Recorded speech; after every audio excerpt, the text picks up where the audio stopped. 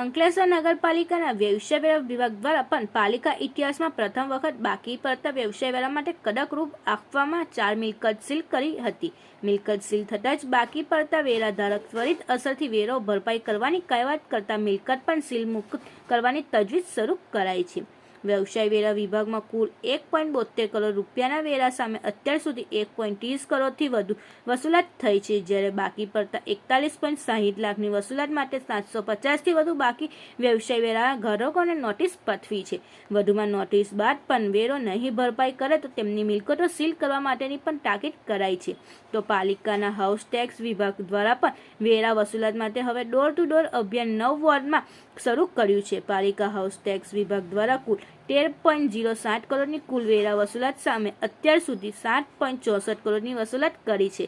કુલ 58.47% હાલ વસૂલાત કરી છે અને બાકી 41% વસૂલાત માટે આગામી 31 માર્ચ સુધી વહીવટ 12 વોર્ડમાં અલગ અલગ ટીમ દ્વારા કડક વસૂલાત શરૂ કરી છે, જેમાં અત્યાર સુધી કુલ 34 મિલકત સીલ કરવામાં આવી છે. તો પણ પાણી અને ડ્રેનેજના 40 જોડાણ કાપી નાખવામાં આવ્યા છે અને આગામી દિવસોમાં વધુ કડક વસૂલાત માટે અલગ અલગ ટીમ બનાવી ડોર ટુ ડોર વસૂલાત માટે બાકીદારો પાસે વેરો વસૂલાત તમામ વોર્ડમાં જાહેરાત પણ કરવામાં આવી રહી છે.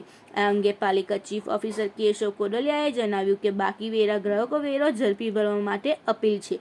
નોટિસ બાદ પણ વેરો નહીં ભરપાઈ કરશે તો મિલકત સીલ કરવામાં આવશે. તેમ 31 માર્ચ બાદ વ્યાજ સહિત વસૂલ કરવામાં આવશે.